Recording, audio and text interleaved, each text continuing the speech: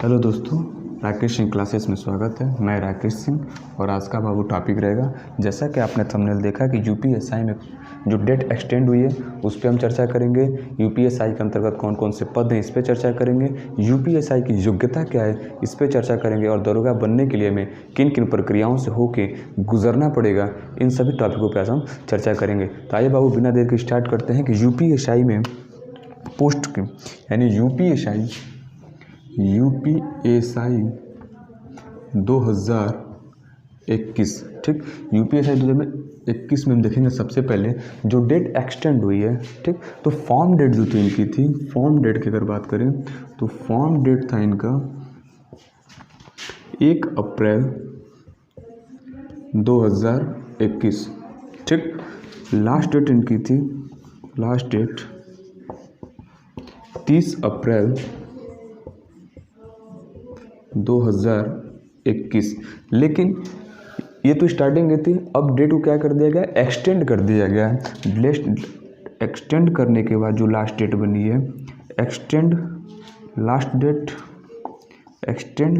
जो है 30 मई 2021, ठीक बाबू।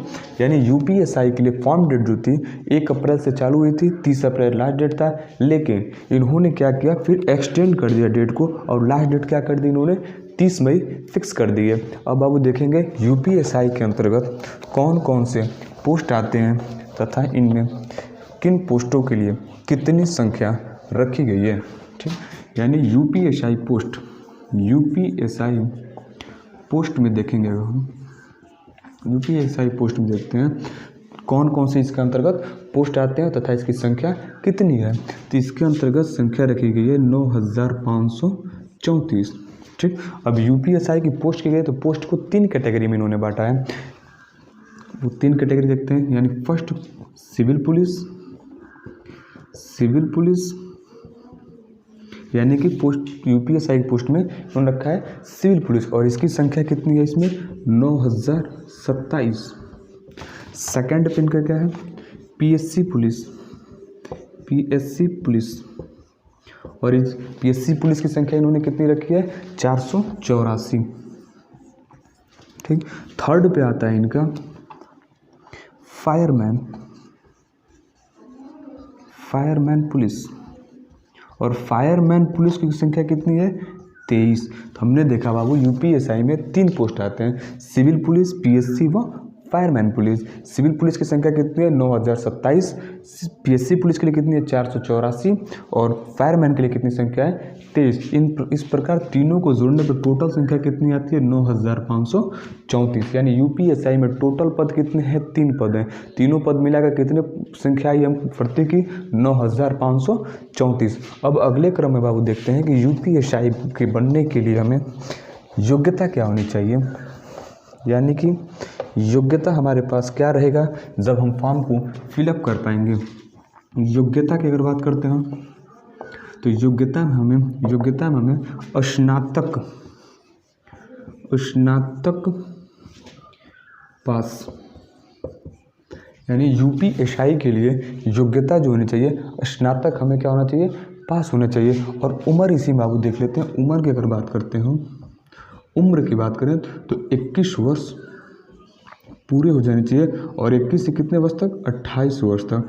यानी फॉर्म कब तक भर सकते हैं, यूपीएसआई के फॉर्म भरने के लिए जो उम्र है वो 21 वर्ष होनी चाहिए और अंतिम उम्र कब होनी चाहिए 28 वर्ष होनी चाहिए बाबू, ठीक। स्टार्टिंग फॉर्म भरने के लिए हमारे पास उम्र कितनी होनी चाहिए 21 वर्ष की उम्र प्राप्त कर ली हो तथा हमारे पास क्या हो स्नातक की डिग्री हो, तब फॉर्म भरने के लिए हम एलिजिबल हैं। अब यूपीएसआई की योग्यता हमने देखा, अब इसके बाद देखेंगे दरोगा बनने के लिए किन किन प्रक्रियाओं से होकर हमें गुजरना पड़ेगा, ठीक। यूपी दरोगा की प्रक्रिया मीन्स किन किन प्रक्रियाओं से होके हमें गुजरना पड़ेगा, तब जाके हमें यूपीएसआई की जॉब मिलेगी। फर्स्ट पे हम देखेंगे बाबू पेपर है इसमें, ठीक। पेपर सेकंड पे देखेंगे तो फिजिकल, सेकंड पे क्या है फिजिकल और थर्ड पे बाबू क्या है मेडिकल, ठीक। यानी यूपीएसआई का दरोगा की प्रक्रिया में हमने देखा इनमें 3 प्रक्रियाओं से होकर गुजरना पड़ेगा। फर्स्ट पे पेपर होगा, सेकंड फिजिकल और थर्ड पे मेडिकल। अब आप पेपर की बात करते हैं तो पेपर कैसा होगा, तो पेपर जो होगा ऑनलाइन बेस्ड होगा, ऑनलाइन मोड में होगा। यानी पेपर का जो बेस होगा क्या क्या होगा, इसका ऑनलाइन होगा।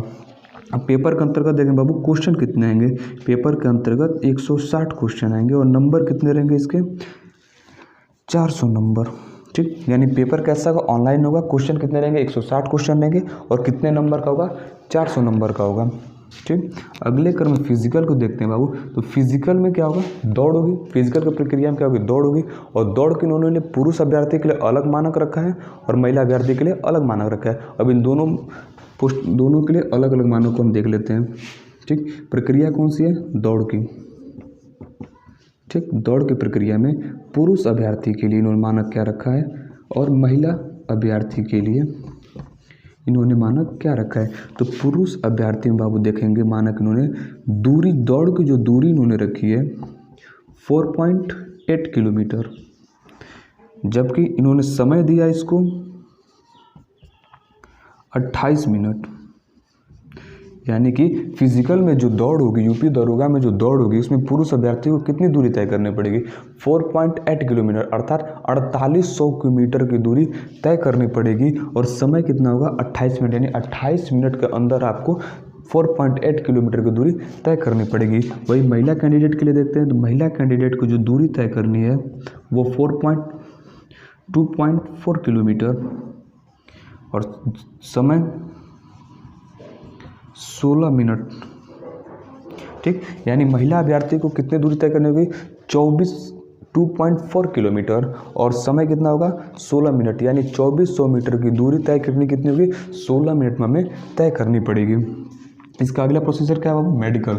मेडिकल में क्या होगा, मेडिकल चेकअप जब होंगे तो आँख, कान, नाक, दांत, वो अन्य चीज़ों के चेकअप करते हैं। इसमें जब आप क्वालिफाई होते हैं तो आपको चयनित कर लिया जाता है। यानी यूपी दरोगा की प्रक्रिया में 3 स्टेजों का गुजरना पड़ेगा।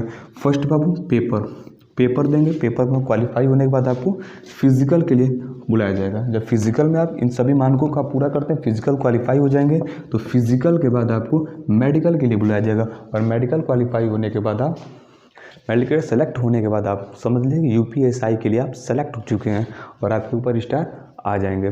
जय हिंद, थैंक यू।